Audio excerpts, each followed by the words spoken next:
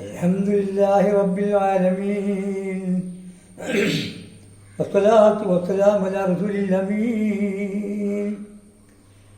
ഖുർആൻ master, അസ്സലാമു അലൈക്കും വറഹ്മത്തുള്ളാഹി വബറകാതുഹു. ഞാൻ നിങ്ങളുടെ മുമ്പിൽ വന്നിരിക്കുന്നത് 3 മിനിറ്റ് ടോപ്പിക്കുമായിട്ട്.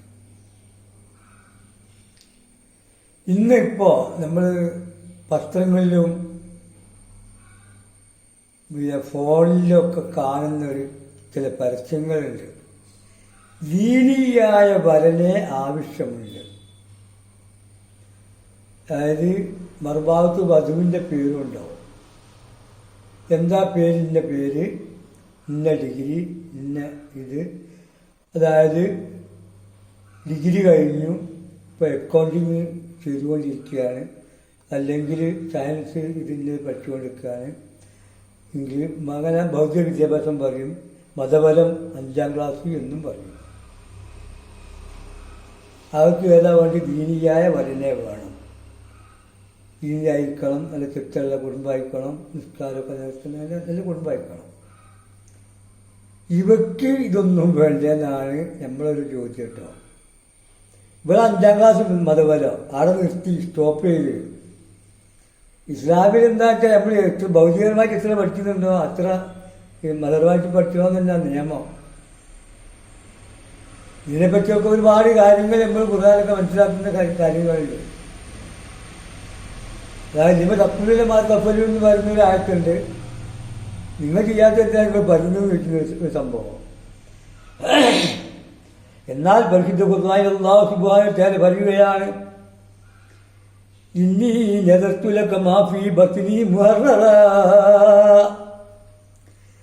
മറിയം ബിയുള്ളാഹ് പ്രസവിക്കപ്പെടുന്നതിന് മുമ്പ് തന്നെ അവിടേതായ മാതാവ് നേർച്ചയാക്കിയിരിക്കുകയാണ്.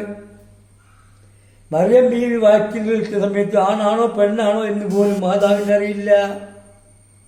ആ സമയത്താണ് മറിയം ബീവിന്റെ മാതാവ് നേർച്ചയാക്കുന്നത് അള്ളാഹുവിന് ഇബാദത്ത് ചെയ്യുവാൻ, അള്ളാഹു തക്ബീർ ചെല്ലുവാൻ, തഹ്ലീൽ ചെല്ലുവാൻ.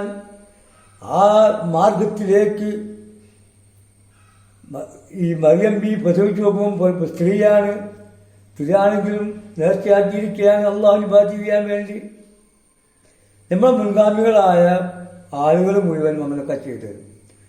ബഹുമാനപ്പെട്ട അനസ് ബിൻ മാലിക് റളിയല്ലാഹുവിനെ അവിടെ മാതാവായ ഉമ്മു സുമയ്യ റളിയല്ലാഹു അൻഹാ എന്ത് ചെയ്തു?